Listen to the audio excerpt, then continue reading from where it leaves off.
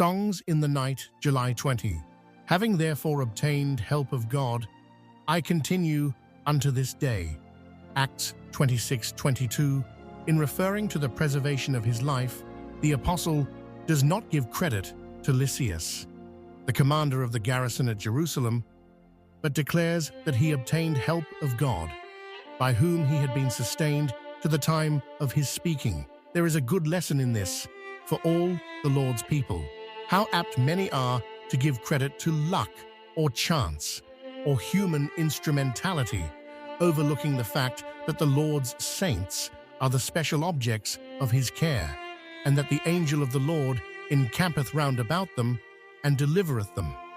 Reprint 3-10997. Welcome to the Deep Dive. We're here to help you get informed fast by unpacking key insights from important sources.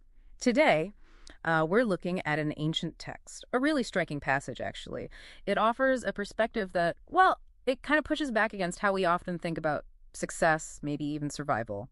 We're focusing on Acts 26:22, where the Apostle Paul, known for facing incredible challenges, says something quite profound. He states, "Having therefore obtained help of God, I continue unto this day." Yeah, and what's immediately interesting there is how Paul frames it. The source material we're looking at really highlights this. Paul doesn't credit the people who, visibly helped him, like Lysias, the Roman commander. I mean, this commander literally stepped in and stopped a mob from killing Paul. Right. The human intervention was obvious, hard to miss. Exactly, but Paul bypasses that, or rather looks beyond it. He specifically says his continued survival, his being there unto this day, is because of the help of God. That's a very deliberate choice of words, isn't it? Especially when someone's life was just saved by, well, a soldier. It is deliberate. And this sets up the core distinction the source wants us to see. It's God's help, first and foremost. And the source suggests there's a lesson in this for all of us, right? It points out how many are apt to give credit to luck or chance or human instrumentality. We tend to look at the immediate cause, the lucky break, the person who showed up just in time. Yeah, that feels natural, instinctive almost. You Yeah. see the help, you thank the helper, or you say, wow, that was lucky. So what's the problem with that, according to this perspective? Why challenge that instinct? Well, source argues it's not necessarily wrong, but it might be incomplete. It suggests we often overlook something deeper.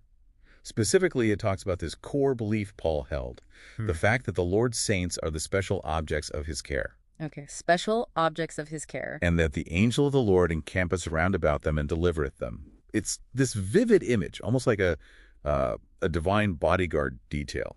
Wow, okay, so it's not just a general sense of God helps those who help themselves or something vague like that. It's portrayed as active, direct, almost militant protection. Very active. It paints a picture of supernatural protection being constantly present for certain people. That's the underpinning idea that the source suggests behind Paul's statement. It shifts the focus dramatically. It does. It makes you think. So the source isn't just making a theological point then. It's really about how we explain things, how we assign credit for, well, things working out. Precisely. It's about our default attribution model.